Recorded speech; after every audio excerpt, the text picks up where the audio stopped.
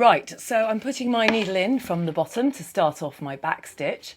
A back stitch is basically just a line which has no gaps in it. Unlike the running stitch, which is, you can see there already sewn, it doesn't have any gaps in it. So what you do is you start off doing a stitch, just like the running stitch, and you put your needle in again for the next stitch, coming up from the bottom. And when you've come up from the bottom, you then go backwards, back into, not there, but back into the stitch that where the last stitch just ended. Sometimes you might get your thread caught up in the embroidery hoop, so watch out for that.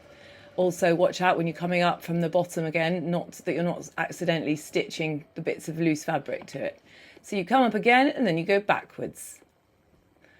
You take a leap forward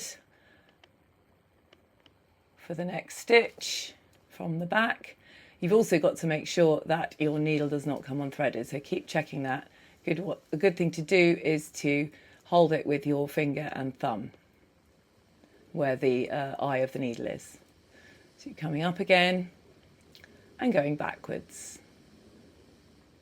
You might need to keep pulling your fabric taut, that means tight, through your embroidery hoop.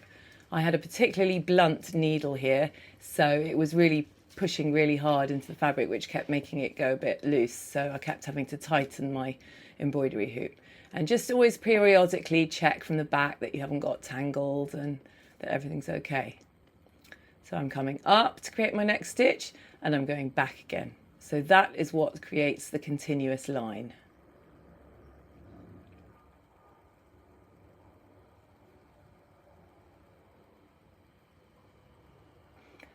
And when I'm ready to finish, I switch everything round to the back. I still have my needle threaded and I still have enough threads on my needle to be able to tie a knot there. If you haven't got enough, it makes it harder to tie the knot. So I create a little loop with my left hand there and I put the needle through, and I want that knot to be close to the fabric.